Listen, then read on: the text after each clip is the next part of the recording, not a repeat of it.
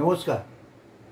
আগামী 26শে মে প্রত্যাশা নাট্যগোষ্ঠী অনুষ্ঠিত করতে চলেছে তাদের বর্ষপূর্তি অনুষ্ঠান টালা আরোহী অজিত ভাজা মঞ্চে। আমি প্রাক্তন সভাপতি হিসাবে এই অনুষ্ঠানে উপস্থিত থাকব এবং আমার অনুরোধ সমস্ত জনগণকে এবং আমাদের প্রাক্তন সদস্যদের যে সকলেই যেন এই অনুষ্ঠানে উপস্থিত থেকে অনুষ্ঠানটিকে সফল করতে সাহায্য করে। আশা করি আপনারা সকলেই আসবেন। আপনাদের আশীর্বাদ নিয়ে আমরা এই অনুষ্ঠানটাকে সফল করতে চাই। নমস্কার, ধন্যবাদ। নমস্কার।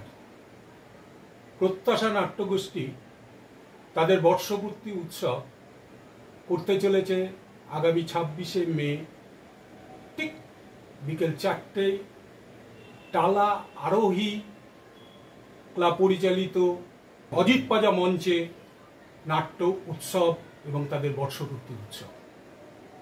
প্রাক্তন সম্পাদক হিসাবে আমি অনুষ্ঠানে যাচ্ছি। আশা করি প্রাক্তন যত সদস্য এবং নাট্য পিপাসু দর্শক যারা আছেন তারা আসুন, নাটকটাকে দেখুন, নাট্য উৎসবটাকে উপভোগ করুন। আশা করি আপনাদের নাট্য পিপাসু দর্শকদের নাটকের যে প্রত্যাশা থাকে নাটক দেখার জন্য, শিক্ষার জন্য, জানার জন্য, আশা করি প্রত্যাশা নাট্যগোষ্ঠী আপনাদের প্রত্যাশা পূরণ করবে। কারণ দলটার নাম হচ্ছে প্রত্যাশা। এই প্রত্যাশা হয়তো সাময়িকভাবে মনে হচ্ছে যে 1 বছর বর্ষপূর্তি হচ্ছে, আসলে তা না। এর একটা ইতিহাস রয়ে গেছে। আজ থেকে 26-27 বছর আগে একটা গাছতলায় 5 সদস্যর দ্বারা এই প্রত্যাশা নাট্যগোষ্ঠী তৈরি হয়েছিল, আর তাদের কর্ণধার ছিল অশোক বোস।